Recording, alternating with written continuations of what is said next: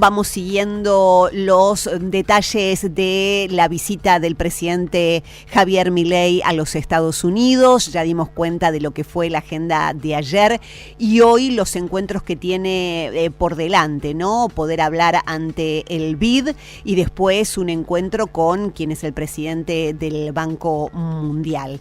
Mientras tanto, desde la Argentina se suman a la comitiva que acompaña al presidente Santiago Caputo y Romo, el legislador, para ser parte de los que acompañan a Javier Milei.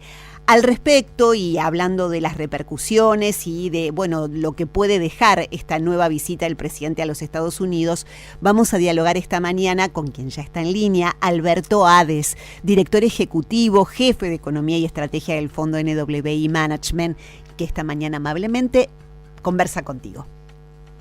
Bueno, muy bien, un placer saludarlo, Alberto. ¿Cómo estás? Buen día. ¿Qué tal? Para vos bien temprano, además, ¿estás en Nueva York?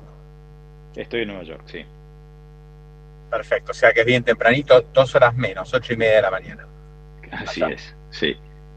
Bueno, Alberto, vos tenés una relación cercana a Javier Milei, te has entrevistado con él cuando él estuvo en Nueva York hace algunos meses. ¿Cómo viviste todo este episodio relacionado con cripta y el impacto que finalmente fue por ahí menor al esperado en los mercados? Sí, el impacto fue, sí, es cierto. Acordate que el lunes acá fue feriado, entonces el impacto no se vio tanto en los mercados internacionales y recién el martes vimos algo de impacto cuando ya los mercados en Argentina habían empezado a recuperarse, ¿no es cierto?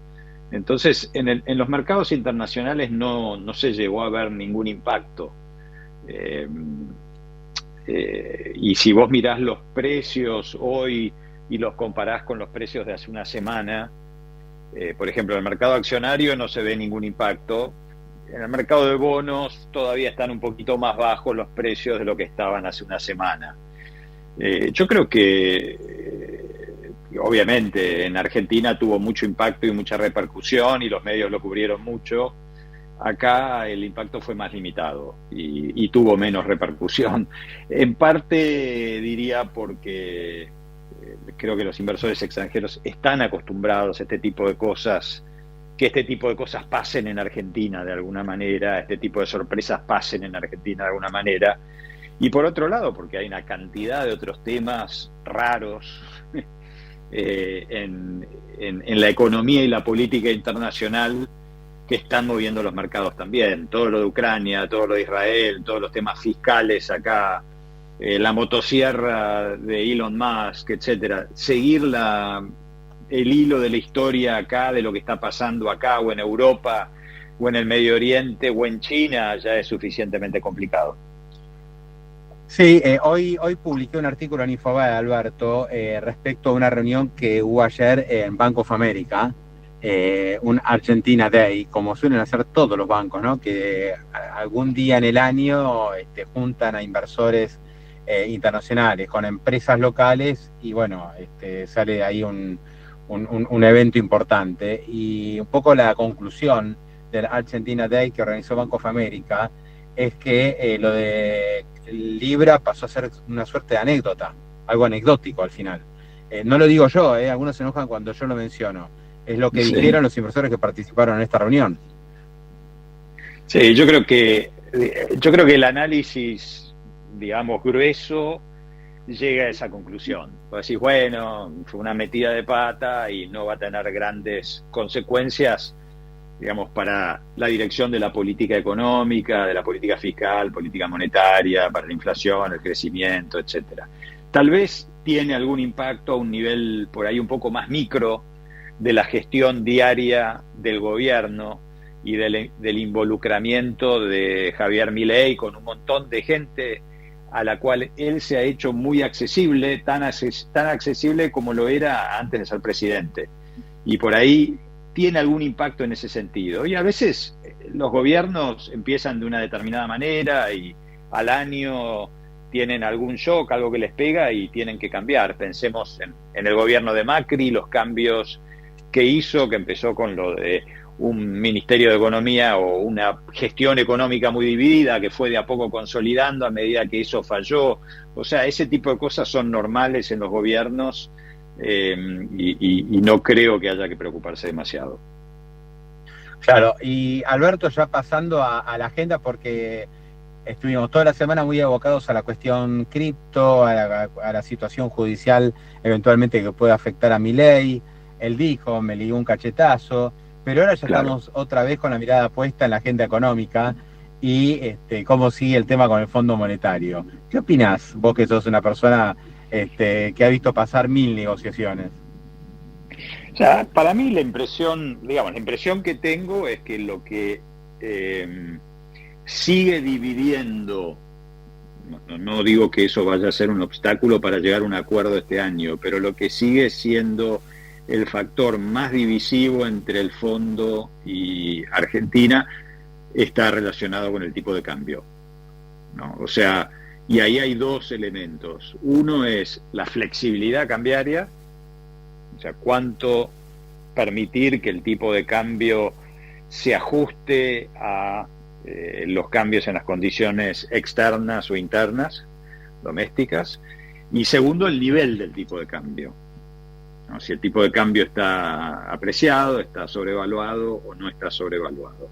Y ahí hay una discusión, obviamente. Cuando uno habla con gente del fondo, la gente del fondo tiene la impresión que el tipo de cambio, que el peso está caro, que el dólar está barato, que tenés una sobrevaluación cambiaria y que eso va a ser un problema en el mediano plazo. Y cuando hablas con el gobierno argentino te dice que no, que cuando vos mirás los promedios históricos, sobre todo cuando haces una separación entre los periodos de crisis económico, de crisis cambiaria, donde obviamente el dólar es muy alto, y los periodos más normales, cuando vos mirás los periodos más normales y comparás esos promedios con dónde está el dólar hoy, no aparece un dólar demasiado bajo.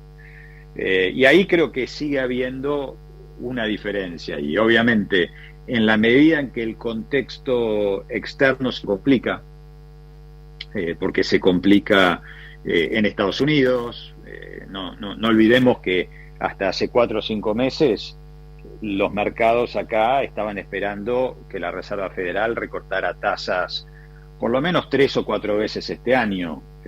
Ahora estamos descontando una vez y media, o sea, mucho menos.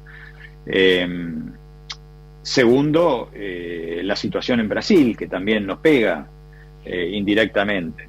Entonces, al complicarse el contexto externo, la reacción natural de los hacedores de política en Argentina es tornarse más cautos y tratar de buscar un régimen cambiario con menos volatilidad. Y el fondo piensa exactamente lo opuesto. O sea, si vos agarrás un libro de macroeconomía o le preguntás a un funcionario del fondo, te va a decir, no, cuanto más incierto el contexto externo, más flexibilidad necesitas, porque necesitas esos colchones para poder ajustar. Un colchón. Claro, y Argentina piensa exactamente lo opuesto. O sea, cuando hay volatilidad externa, cuando hay inestabilidad, lo que hace es fijar el tipo de cambio en vez de darle más flexibilidad. Y yo creo que por ahí pasa la discusión. No creo que sea irresoluble, creo que el equipo económico está muy comprometido con avanzar con ese acuerdo, así que tengo bastante confianza que le van a encontrar la vuelta antes de las elecciones. Sí, y qué bueno, antes de las elecciones ni hablar, ¿no? Yo creo que, no sé si llegamos, si no, digamos, no sé si es fácil llegar a las elecciones sin acuerdo con el fondo. La verdad que... Sí, digamos, no, pero me refiero a también introducir alguna flexibilidad cambiaria antes de las elecciones.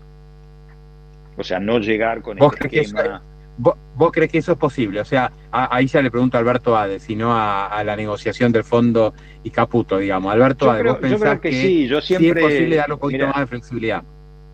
Sí, yo siempre lo que creí es que cuando uno habla, digamos que hay... es un error hablar de el cepo.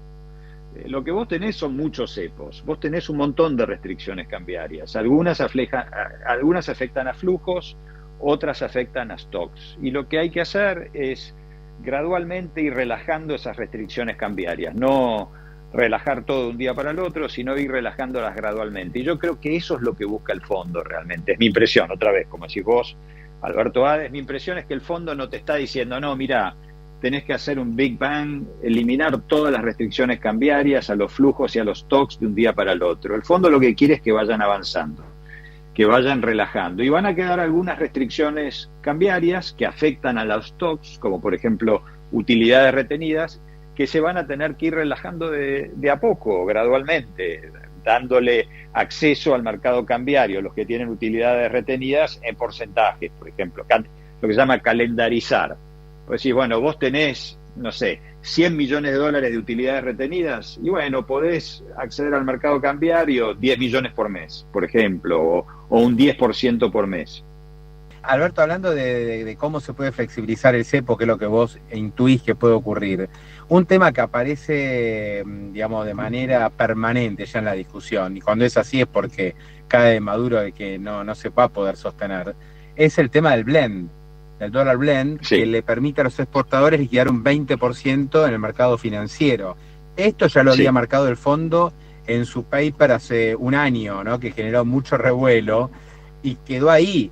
Me parece que le están diciendo a Caputo, flaco, aflojá un poco con esto, que no sea un 10%, pero no un 20%, porque eso también daña las reservas, ¿no? Es mucha plata que no termina yendo a las reservas, y por otra parte, también puede darle un poquito más de flexibilidad al tipo de cambio. Sí, una alternativa, otra alternativa es la que propone Ricardo López Murphy, que me parece bastante lógica también, que él lo que dice es aplicarlo a las exportaciones y a las importaciones. O sea, empezar, por ejemplo, si es un 20%, bueno, el 20% de las importaciones también va por el CONLIC, por el MEP. Y eso lo vas gradualmente aumentando todos los meses. El primer mes es 20%, el mes siguiente es 30%, etcétera. Y de esa manera eventualmente terminás unificando. Sí. Lo que pasa, está perfecto todo, pero digamos, la primera, el primer efecto que puede traer eso es un pequeño salto cambiario. ¿Viste? No te digo ir a 1.500, pero por ahí vos tenés un dólar oficial hoy en 1.050. Bueno, se te va a 1.200, ¿viste? Entonces, ese pequeño salto cambiario repercute en la inflación, que es lo que no quiere el gobierno. El gobierno quiere ver un dato de desinflación constante, permanente, a lo largo del año, cosa que no sé si va a ser posible. Bueno, sí, ese es el trade-off, como dicen acá. Por un lado tenés algún riesgo de que el proceso de desinflación, yo tengo mis dudas de todas maneras, ¿no es cierto?, de que eso suceda en alguna medida significativa. Tenés algún riesgo de que el proceso de desinflación se desacelere, o sea, en vez de bajar rápido, baje un poquito más despacio. Pero al mismo tiempo, reducís el riesgo de un ajuste cambiario un poco más brusco una vez que lo liberes. Pensá qué es lo que pasó en 2017. Yo no digo que la situación sea exactamente la misma, pero llegamos con un tipo de cambio apreciado a las elecciones, con el consumo fuerte, obviamente, porque el salario real estaba fuerte. A Macri le fue bien en las elecciones y después se vino un mega ajuste en el 2018. Yo no digo que eso vaya a suceder en el 2026, pero ese es el riesgo que querés minimizar. Uh-huh.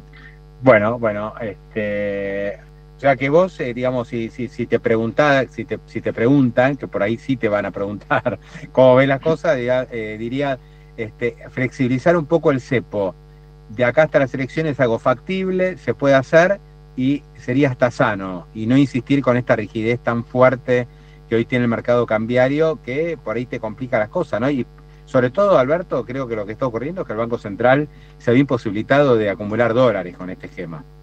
Sí, pero podés ir de a poco, Pablo, también. O sea, vos lo que me decís es, bueno, si metés 20% de las importaciones por el paralelo, podés llegar a tener un salto y eso podría ser preocupante, etc. Ok, metés 5. Fíjate a ver qué pasa. No pasa nada, metés 10. O sea, todo puede ser gradual. Absolutamente, yo creo que en esa dirección tenés que ir. Y bueno, en definitiva los números son continuos, podés empezar en 1 en vez de en 20, podés empezar en lo que quieras e ir probando a ver qué reacción hay. Sí, Alberto, la última te hago. Vos hablabas antes del riesgo país, ¿no? Las acciones, como vos decías, tuvieron una buena semana al final. Si vos mirás el recorrido, vamos a terminar, seguramente hay que esperar el día de hoy, pero con acciones en alza. Los bonos tuvieron más flojos y el riesgo país se mantiene arriba de los 700 puntos. ¿Crees que esto también va a ir reflejando por ahí que el tema cripto ha quedado atrás, que se acerca el acuerdo con el fondo? Y digamos, yo creo que el escenario base era que el riesgo país pudiera bajar de los 500 puntos este año.